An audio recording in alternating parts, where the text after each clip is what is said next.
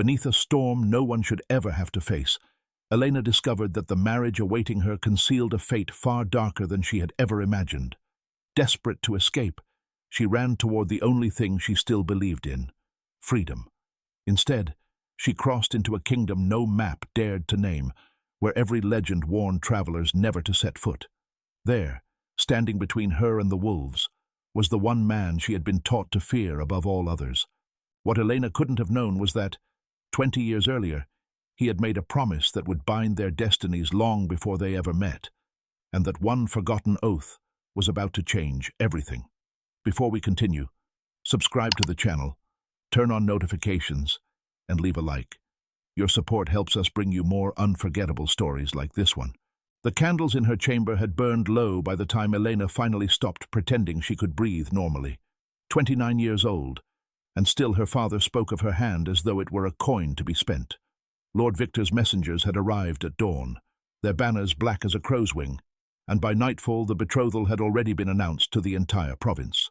She pressed her palm flat against the cold stone windowsill, watching torches flicker along the courtyard walls, and something inside her chest cracked quietly, without a sound anyone else could hear. This wasn't a marriage. It was the slow burial of a woman who was still breathing. That evening, passing the servants' corridor, she overheard two maids speaking in hushed, frightened voices, and what she heard made her blood run cold. The last lady survived only 8 months, one whispered, hands trembling as she folded linens no one had asked her to fold twice. 3 wives. 3 funerals in 10 years, each one quieter than the last, each one buried without questions anyone dared to ask aloud. Elena pressed herself against the wall, heart hammering, and understood with sudden, terrible clarity that Victor didn't want a bride. He wanted an heir and a silence that would never speak against him. She found her father afterward, begged him to reconsider, but his eyes wouldn't meet hers. Victor's men had been watching their village for weeks, and one wrong move would cost every soul beneath their roof. Her freedom had already been traded before she'd known there was a bargain. The storm rolled in the night before the ceremony, thunder cracking against the mountains like the sky itself was furious on her behalf. Before she fled, Elena crept silently into her father's chamber, candle shielded behind her palm. He was asleep, older suddenly than she remembered, his face soft in a way it never was in daylight.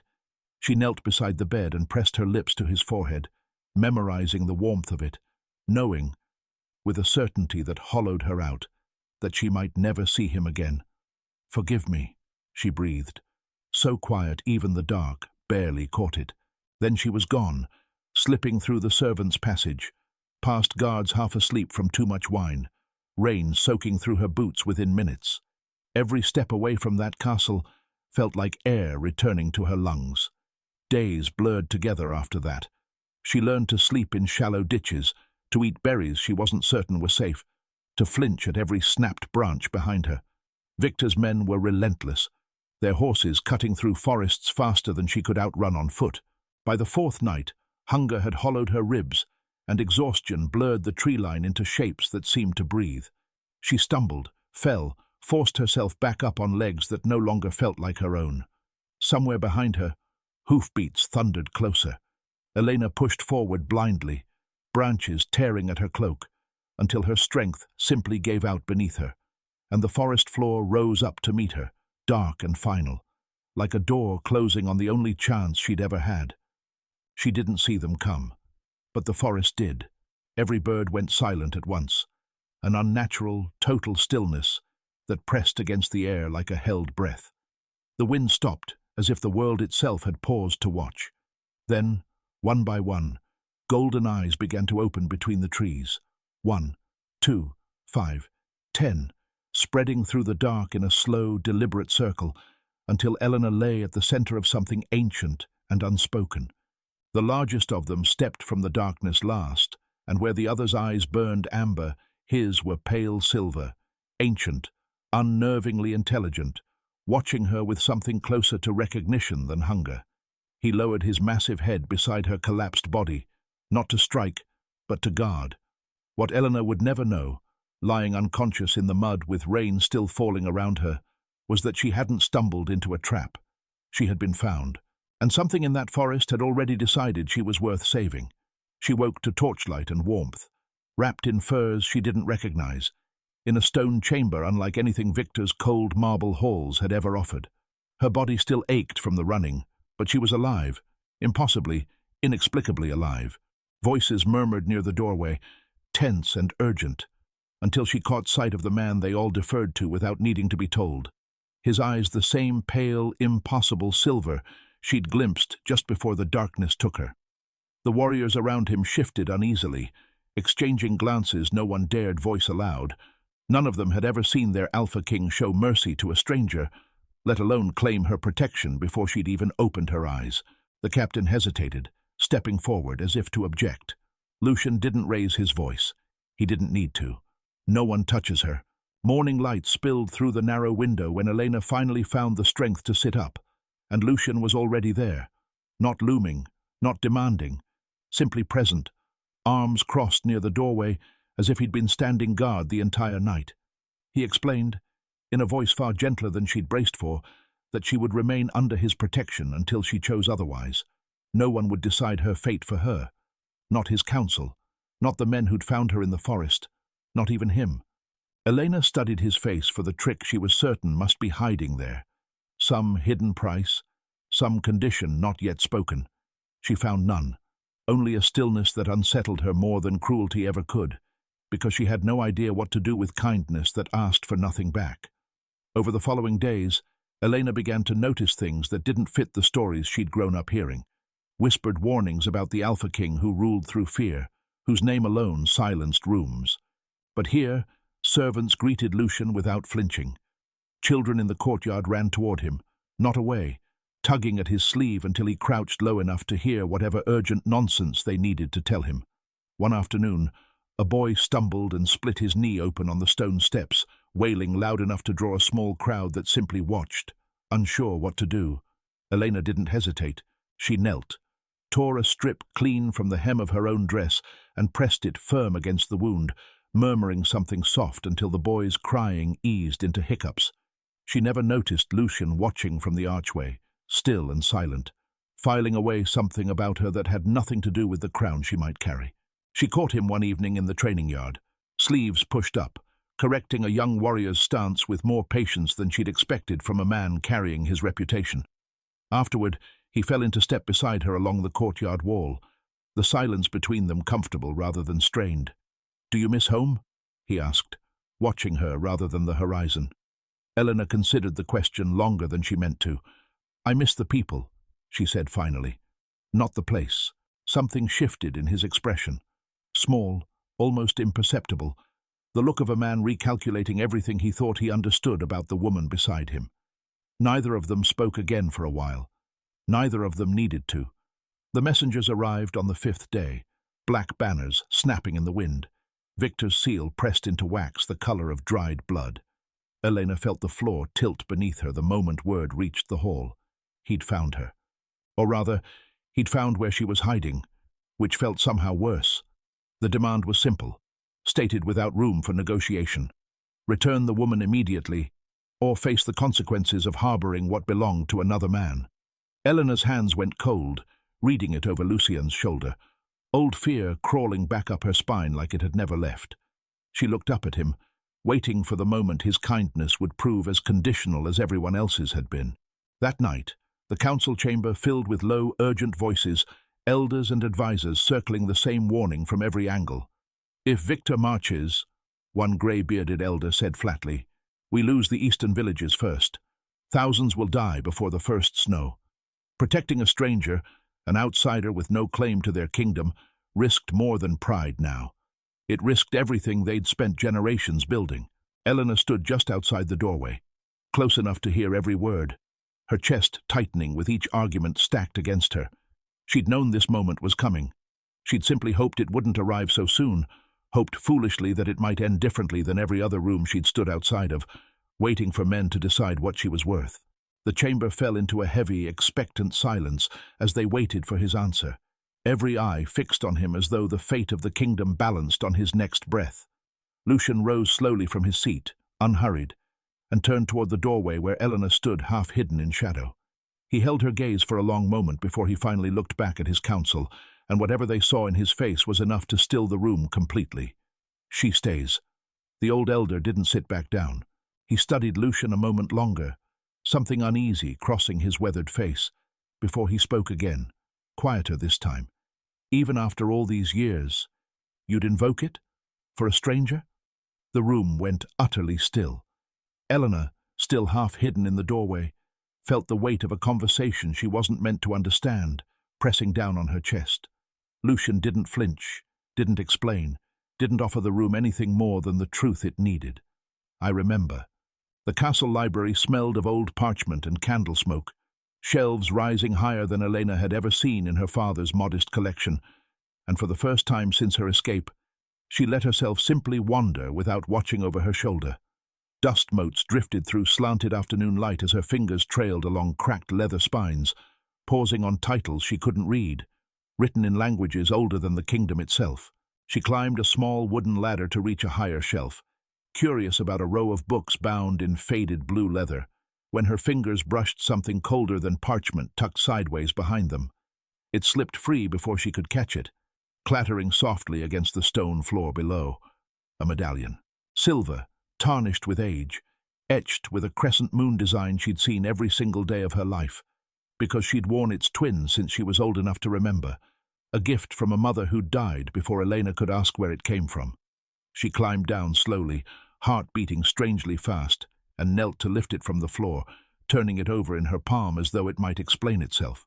She was still tracing the familiar engraving with her thumb when she heard footsteps stop abruptly behind her, sharp and sudden against the quiet.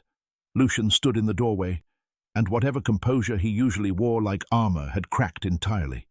His face had gone pale, his jaw tight, his eyes fixed on the medallion like he'd seen a ghost step directly out of the past. "Where did you find that?" he asked, and his voice came out rougher than she'd ever heard it, stripped of the calm authority she'd grown used to. Eleanor held it up, confused by the sudden shift in him, explaining it had simply fallen from behind a shelf while she was reaching for a book. He crossed the room in a few long strides, closer than he usually allowed himself to stand, and stared at it a moment longer without touching it, as though it might burn him. Then, gently, he reached out and closed her fingers back around it, his hand lingering a half-second too long over hers. He said nothing else. He simply turned and left the library without another word, and Elena stood alone amid the dust and candlelight, more unsettled than she'd been since the night she fled her father's house. That night, long after the castle had gone quiet and the last torches in the corridor had guttered low, Lucian sought out his oldest advisor in a private chamber lit by a single dying fire. Elias had served 3 generations of Blackthorn rulers, had watched Lucian grow from a boy learning to hold a sword into the king who now stood before him, and even he looked uneasy at the raw urgency written across his king's face. "I need to speak of something I swore never to speak of again," Lucian said, closing the heavy door behind him, and the old man's expression shifted immediately, understanding arriving in his eyes before the words did, as though some part of him had always known this night would come eventually. Lucian didn't sit. He paced instead, hands clasped behind his back, describing the medallion, the crescent moon, the exact pattern he hadn't seen in 20 years and had prayed he never would again. Elias went very still.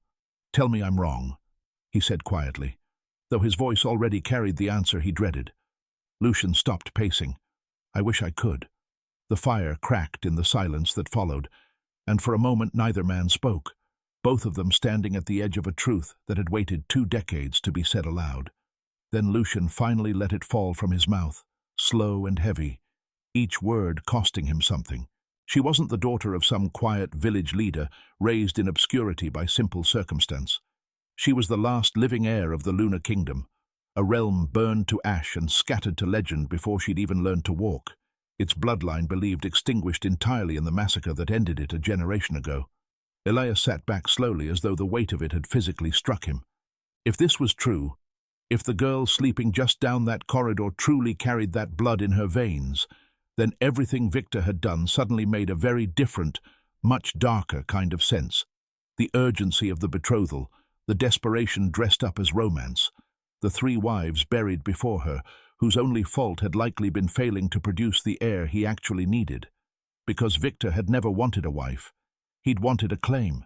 Marrying the last heir of a fallen kingdom meant legally reviving a dead throne and everything it once commanded. Territories, allegiances, ancient titles that could unite half the continent under a single crown if wielded by the right hands and the wrong intentions. Elena would have spent the rest of her life as little more than a signature on his ambition, a name on a marriage certificate that transformed his conquest from theft into law. Lucian sat with that realization for a long, heavy moment, understanding now that the danger circling Elena was infinitely larger than one cruel lord's obsession with a pretty, convenient bride. Elias finally broke the silence, his voice quiet but urgent, leaning forward toward the dying fire as he reminded Lucian of the exact words his father had spoken before he died. Words Lucian had carried like a stone, lodged behind his ribs for 20 years, never truly expecting he'd live to see the day he needed them. The old king had gathered his son close in those final hours, grip weak, but his voice unshakable, and made him swear an oath that Lucian had repeated silently to himself every year since, half hoping it would never matter. Lucian had been 12 years old when he made that promise. He had never imagined it would grow up to become a woman with frightened eyes, sleeping just down the corridor, with no idea what she carried inside her. If the last princess is ever found, protect her with your life. Elena noticed the change before she understood it. Lucian's presence around her had shifted into something quieter, more deliberate, as though every conversation now carried weight he wasn't explaining. He found reasons to walk the corridors near her chamber, to sit closer during meals, to linger a moment too long before leaving a room she was in, not the careless attention of a man simply drawn to a woman, but something heavier, more guarded, like a promise he was keeping without her knowledge. She didn't know about the oath. She didn't know about the medallion's true weight, or the kingdom buried beneath her own forgotten bloodline. All she knew was that the Alpha King who ruled with unshaken authority now watched her the way a man watches something he's terrified of losing, and she had no idea why. That uncertainty curdled slowly into guilt. Without the truth to explain his protection, Elena began to believe the danger she carried was simply her own, a fugitive bride, hunted by a powerful lord, dragging an innocent kingdom into a war it never asked for. She overheard fragments of council meetings through half-closed doors, tense voices debating troop movements and border defenses, and each word settled deeper into her chest like a stone. She was the reason soldiers were being pulled from farms and villages. Late one night, unable to sleep, she pulled a traveling cloak from the bottom of her trunk and set it aside, quietly, deliberately. Not a plan yet, not fully, but the beginning of one. If her presence truly cost these people everything, she would not stay to watch it happen. He didn't answer right away when she asked, one evening on the castle wall, whether she should simply leave before her presence cost his people everything they had. Instead, he studied her in the torchlight for a long moment, something unreadable passing behind his eyes, and Elena felt herself leaning almost imperceptibly closer, drawn toward a man who risked everything and asked nothing in return. It frightened her, how quickly that pull had grown, how she found herself memorizing the low timbre of his voice, the exact way his jaw tightened when he was holding something back, the careful gentleness he never showed anyone else. She hadn't come here looking for this. She'd come here running from a marriage built on ownership, and instead, she'd found a man who made space for her to simply exist, unclaimed and unafraid. That terrified her more than Victor's army ever could, and it only made the cloak folded at the bottom of her trunk feel more necessary. Lucian fought his own war in silence, one Elena couldn't see. Every evening he told himself the same thing, that what he felt was duty, nothing more, the natural weight of a promise made to a dying father 20 years ago. He wasn't allowed to want her. Wanting her turned an oath into something selfish, transformed a sacred vow into a convenient excuse for a desire he had no right to feel. He watched her from across rooms and reminded himself, again and again, that protecting the last heir of a fallen kingdom was not the same as falling for the woman wearing her crown. But some nights, standing outside her door long after he had reason to be there, he wasn't entirely certain he believed himself anymore. Word of the missing heir began slipping past castle walls faster than either of them anticipated. A servant's careless whisper, a merchant's overheard rumor, a single loose thread unraveling 20 years of careful silence. Within days, the story had crossed into neighboring territories, growing more exaggerated with each retelling, until kings who had never spared a thought for the extinguished lunar bloodline suddenly found themselves calculating what her existence might be worth. Lucian received the first warning from a border scout at dawn, breathless from riding through the night, and before the scout had even finished speaking, a second man pushed forward, hesitant, refusing to meet his king's eyes. "My king," he said quietly, "someone inside these walls has been sending messages beyond our borders." The words landed harder than the first warning had. Lucian went very still, his mind already moving through every face in that castle he'd trusted without question. Servants, guards, advisors who had served his father before him. A traitor changed everything. It meant the enemy wasn't only gathering at the borders, it was already breathing the same air as Elena, closer than any army marching through the mountains. Somewhere far beyond those mountains, in 5 different halls Lucian would never see, 5 kings unfolded the very same map that night, and every finger, without exception, came to rest on the same castle. The traitor's warning changed everything, and Elena felt it the moment she stepped into the corridor the next morning. Guards doubled at every door, voices dropping to whispers whenever she passed, a tension threading through the castle like a wire pulled too tight. No one told her directly what had happened. They didn't need to. She'd spent her whole life reading rooms that didn't want her to understand them, and this one screamed danger in every glance exchanged over her head. That night, alone in her chamber, she finally pulled the traveling cloak from the bottom of her trunk and laid it across the bed, no longer a quiet thought tucked away for later. A decision. If staying meant a traitor inside these walls, soldiers dying at the border, and kings unfolding maps with her name written across them, then leaving wasn't cowardice. It was the only gift she had left to give. She wrote the letter with trembling hands, crossing out 3 attempts before settling on words simple enough to survive the weight behind them. She thanked him for the safety she'd never known she was allowed to want, for a kindness that asked for nothing, for showing her what it felt like to be protected instead of owned. She didn't explain everything.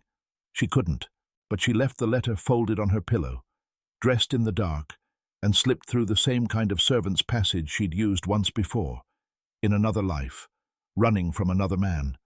The irony wasn't lost on her. She was fleeing safety this time, not captivity, and somehow it hurt far more. Lucian found the letter before dawn had fully broken, and something in his chest went cold, reading it beneath a single candle's flame. He didn't call for guards. He didn't wake the castle. He simply took his horse and rode after her alone, following tracks barely visible in the pale early light, driven by an urgency that had nothing left to do with oaths or duty. He caught sight of her just before the tree line thinned toward the border, cloak whipping in the wind, and he called her name once, sharp enough to cut through the morning silence. She stopped. She didn't turn around right away, as though facing him might undo the resolve it had taken all night to build, but eventually she did, and the look on his face nearly broke it anyway. "You don't understand what you're protecting," she said, voice shaking, certain that if she just explained clearly enough, he would finally let her go without a fight. Lucian shook his head slowly, closing the distance between them with quiet, deliberate steps. "For weeks I told myself this was only my father's oath," he said, voice low, almost unfamiliar to his own ears, "that I was simply keeping a promise made before either of us was born." He paused, jaw tightening at the memory. "Yesterday morning, when I found your room empty, your letter on that pillow." Another pause, longer this time, as though the words cost him something to admit even now. "I realized I wasn't afraid of breaking my promise. I was afraid of losing you." Elena felt the ground shift beneath the revelation, questions crowding faster than she could voice them, but Lucian wasn't finished. He told her that breaking the old treaties, defying his own council, losing the throne itself, none of it frightened him the way that empty room had. The council had warned him for weeks that keeping her meant risking everything Blackthorn had built for generations. He'd weighed that cost 100 times in the quiet hours before dawn, certain his answer was duty. He understood now, watching her standing at the edge of the tree line ready to disappear from his life entirely, that it had never been duty at all. A low howl rolled down from the ridgeline behind him, answered a heartbeat later by another, then another, until the mountainside seemed to hum with sound. Elena's breath caught as shapes began emerging from the trees on either side of Lucian, not converging on her, but falling into place at his back, a silent line forming without command, without hesitation. He stepped closer still, close enough that she had to tilt her head to hold his gaze, and when he spoke again his voice had dropped into something low and unshakable, a vow rather than a warning. "If they want you, they'll have to defeat every wolf that stands behind me." Dawn broke red over Blackthorn's walls 3 days later, and Elena watched from the highest window as 5 banners she didn't recognize crested the far hills, moving in formation too disciplined to be anything but an army assembled with purpose. The alliance had come faster than anyone predicted, faster than scouts could ride ahead to warn them, and the courtyard below had already transformed into organized chaos. Warriors strapping on armor, horses being led from stables, Elias barking orders with a calm born of decades doing exactly this. Elena pressed her palm against the cold glass, watching Lucian move through the yard below, and felt something twist violently in her chest. Whatever safety she'd found here, whatever fragile future she'd allowed herself to imagine, was about to be tested against forces neither of them could fully control. Lucian found her before he rode out, his armor already fastened, his expression carved into the same unshaken calm his people needed to see. He didn't offer comforting lies about how easily this would end. He simply held her face in both hands, memorizing it the way a man memorizes something he refuses to lose, and told her to stay within the castle walls no matter what she heard from the fields beyond. Elena nodded, throat too tight for words, and when he finally turned to leave, she caught his sleeve once, just briefly, needing him to know she'd heard every unspoken thing beneath his instructions. He paused. He didn't say anything else. He didn't need to. The battle unfolded across the valley in waves of steel and fire, Lucian leading his warriors against forces that outnumbered them nearly 2-to-1, pushing the Allied line back through sheer discipline and fury. A commander rode up beside him mid-charge, shouting over the noise that reinforcements were needed at the southern flank, urging him toward the thick of it. Lucian barely heard him. His eyes had already caught something wrong in the pattern of the battle, a gap forming too deliberately near the rear lines, one that had nothing to do with strategy and everything to do with distraction. He didn't yet know why. He only knew, with the same instinct that had once made him order his men not to touch a stranger in the rain, that something was already wrong back at the castle. It was wrong. Behind the fighting at Blackthorn's southern gate, a guard Elena had passed a dozen times without a second thought unlatched the postern door from the inside, refusing to meet the eyes of the men waiting silently beyond it. She never heard them coming. She was pulled from the library before she could scream loud enough for anyone beyond those walls to hear. A cloth pressed hard over her mouth, and in the last clear second before the world went dark at the edges, she saw his face, the same guard who'd nodded to her every morning for weeks, and understood, with a sick, sinking certainty, exactly who had opened the door. Word reached Lucian mid-battle, delivered by a rider who'd nearly killed his horse getting there, and something in him went utterly, dangerously still. His commander caught his arm before he could turn his horse fully around. "If you leave now, we lose the line," the man warned, voice tight with the weight of what he was asking. Lucian didn't hesitate. "Then hold it," he said, and rode from the field without looking back, taking only a handful of his most trusted warriors, leaving his army to fight on without him, because there was no version of this war worth winning if it cost him her. He arrived to find the assembled kings already gathered before Victor's tent, drawn by rumors racing faster than any army could march, several of them openly demanding proof before they'd commit another soldier to a war built on rumor alone. Cornered by his own allies' suspicion, Victor had no choice left but to produce what he'd meant to reveal on his own terms: the medallion, the sealed birth records, the faded portrait bearing the same crescent moon crest Eleanor had worn her entire life. One by one, the gathered kings turned to look at her standing bound beside him, then slowly, unmistakably, toward Lucian and the handful of warriors at his back, and understood all at once that Blackthorn would never surrender her willingly, war or no war. The tent Victor led her into afterward smelled of parchment and old wax, and Elena stood frozen at the center of it while he laid out, piece by piece, the entire truth of who she'd been her whole life without knowing it. Birth records sealed with a crest she now recognized from her own medallion, correspondence between her mother and a council long since scattered, a portrait of a woman who shared her exact eyes, dressed in robes Elena had only ever seen in old paintings of kingdoms that no longer existed. She sat down slowly, legs no longer trusting themselves to hold her, and understood at last why men had been willing to march armies and break oaths and burn 20 years of silence just to possess her. She wasn't hunted for who she was. She was hunted for what she carried.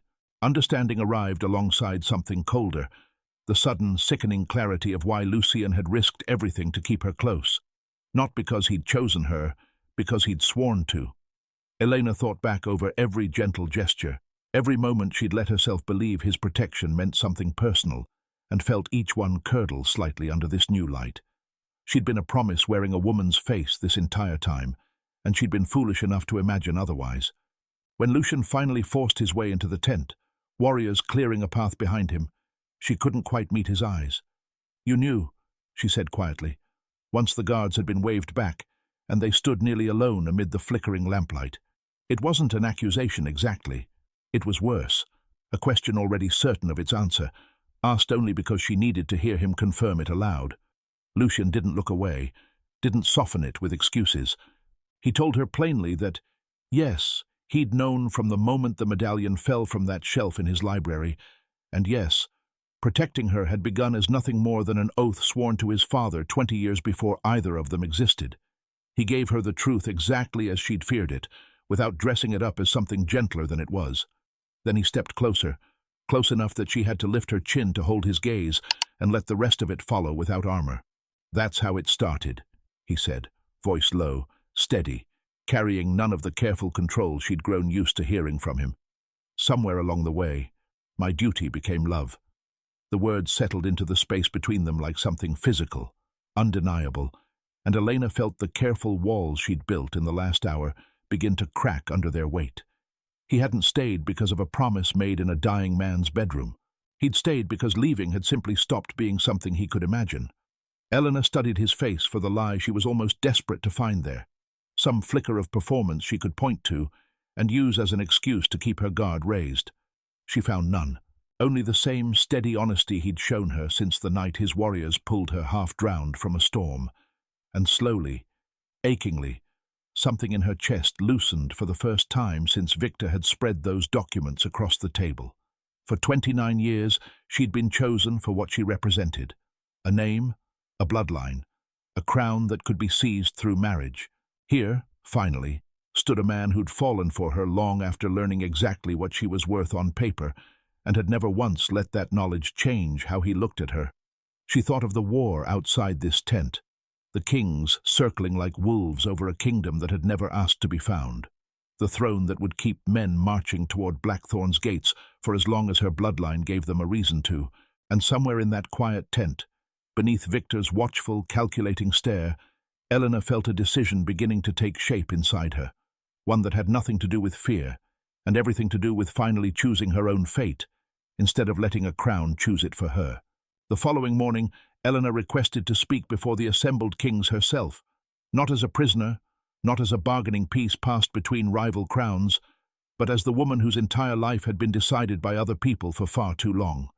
Victor objected, of course, insisting she had no standing to address anyone until the matter of her throne was formally settled.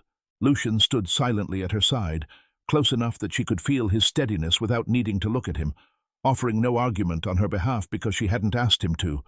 This was hers to say. When the tent flap opened and she stepped into the grey morning light, every king assembled there fell quiet, waiting to hear what the last heir of a fallen kingdom intended to claim. She didn't claim anything. Standing before rulers who'd marched armies and broken alliances over the mere possibility of her bloodline, Elena renounced the lunar throne entirely, her voice steady despite the weight of every eye fixed on her. She would not be crowned. She would not be married into another man's ambition, nor claimed by any kingdom's need to legitimize its reach. The throne that had cost so many lives already, that had turned strangers into hunters and turned her own existence into a prize worth killing for, would simply cease to matter, because the woman it belonged to refused to sit in it. A stunned silence followed, broken only by Victor's furious, disbelieving protest, a protest that meant nothing now, since the crown he'd wanted her to legitimize no longer existed to be claimed by anyone. Word spread through both camps within hours, and by evening even Lucian's own council had gathered, murmuring amongst themselves about what would happen now that the war's entire purpose had simply dissolved. Most assumed Lucian would move quickly to crown her regardless, uniting Blackthorn with whatever remained of her claim, securing through marriage what politics alone couldn't guarantee. Elena braced herself for that conversation too, half expecting even him to see some strategic advantage worth pursuing, now that the danger had passed. When he finally found her alone on the castle wall that night, the same wall where he'd once told her she stays, he didn't mention crowns or thrones or alliances at all. He simply asked quietly whether she wanted to remain in Blackthorn, not as an heir, not as a political solution, not as anything owed to anyone, just as herself, if that was what she chose. Elena turned to face him fully, searching his expression for the calculation she'd almost expected, and finding, once again, absolutely none of it. He wasn't offering her a crown. He wasn't asking her to complete some grand narrative about duty and destiny. He was simply a man standing on a wall, asking a woman if she wanted to stay, prepared to accept either answer with the same steady grace he'd shown her since the night his warriors found her half drowned in a storm. She said yes, not because she needed his protection anymore, not because she had nowhere else to go, but because for the first time in her entire life someone had asked what she wanted instead of deciding it for her. Lucian didn't reach for her immediately. He simply exhaled, something in his shoulders easing that she hadn't realized had been tense at all, and reached out to brush a strand of hair back from her face with a gentleness that said more than any declaration could have. In that small, unhurried gesture, Elena understood completely what she'd been searching for without knowing its name, a man who had never once tried to possess her, only to stand beside her for as long as she'd let him. In the weeks that followed, Blackthorn and its neighboring kingdoms settled into something neither war nor politics had managed to build in generations, a fragile, genuine peace, held together not by treaties or thrones, but by trust earned the hard way, by two people who'd chosen honesty over ambition when it would have been easier not to. Lucian watched her one evening from the castle window, walking freely through gardens no one required her to tend, answering to no one's expectations but her own, and understood that she hadn't simply escaped a marriage where she would have been claimed like property. She'd found a man willing to risk his entire kingdom rather than take from her the one thing she'd never been allowed to have, the right to choose her own fate. Months later, Elena returned to the small village where she'd whispered goodbye in the dark. Her father was older, his hair almost completely silver now, but he was alive. For a long moment, neither of them spoke. Then she crossed the distance between them and wrapped her arms around him, holding him tighter than she ever had before. This time, neither of them needed to ask for forgiveness. Some farewells are not meant to be forever. Some are simply waiting for the day two hearts are finally free enough to find their way back to one another.